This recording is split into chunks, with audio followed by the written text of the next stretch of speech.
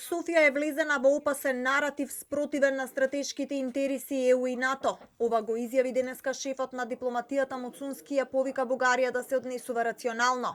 Прашан за став за изјавата на бугарскиот премиер Желјасков, кој се пожалил на председателот на Европскиот совет Антонио Кошта за говор на омраза од македонските власти, Муцунски изјави дека никој од официјалните државни представници никаде не изјавиле или кажале говор на омраза кон Бугарија и дека е срамота во 21 век сосед кој е членка на ЕУ да ја користи позицијата како алатка за редефинирање на македонскиот идентитет.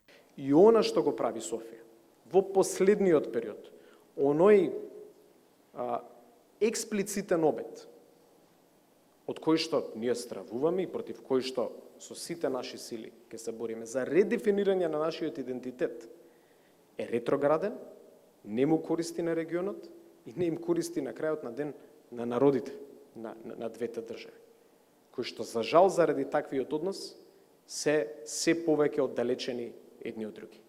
Шефот на дипломатијата повтори дека владата нема да отстапи од црвените линии, но и дека ќе направи се што може за да упати на, како што кажа, разум и свест во рамките на европските институции. Сепак не кажа на што конкретно се работи пред клучното гласање во Европарламентот. Во меѓувреме во Софија пак внатрешни препирки и остри тонови на тема Македонија. Румен Радев ги критикуваше бугарската влада и политичари дека не може да го наметнат нивниот национален интерес во своите политички семејства и сестрински партии. Сега гледаме дека не само што одбраната на националниот интерес од владата не е на потребното ниво, туку ова го поставува прашањето дали тие се свесни што точно е нашиот национален интерес во однос на Македонија и како се брани. И додека дипломатската војна меѓу Скопје и Софија се води на повеќе терени, Македонија е во подготовка на акцијскиот план за малцинства.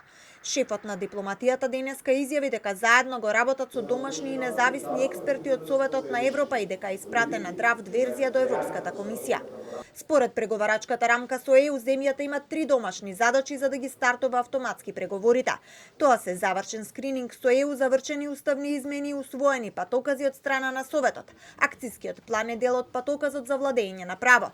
Дали пак има дополнителни компликации од Софија при усвојувањето на овие документи, кои Македонија е обврзана да ги изготви истите да се изгласаат на ниво на ЕУ паралелно со процесот на уставни измени пред почетокот на преговорите, останува прашање кое засега виси.